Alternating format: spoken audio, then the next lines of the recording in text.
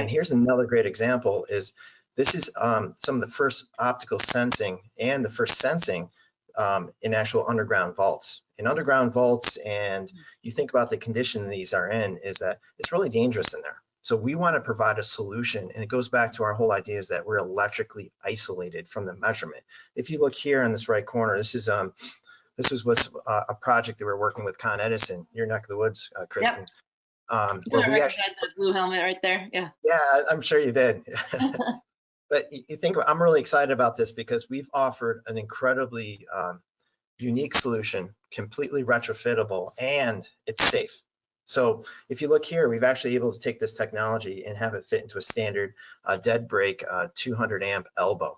So by just using a T adapter, you can slap the sensor in, and this is what they did. They actually had this installed in about 3.5 hours, which is exciting where we can take this technology. Second thing too is that, you know, Micatu, we have a bunch of expertise in the enclosure side of it so that we can make sure that you have that fully submersion rated enclosure. So this system is completely set up to have, I think it's 7 days, like 14 feet of water submersion rating. So we're best in class in that also.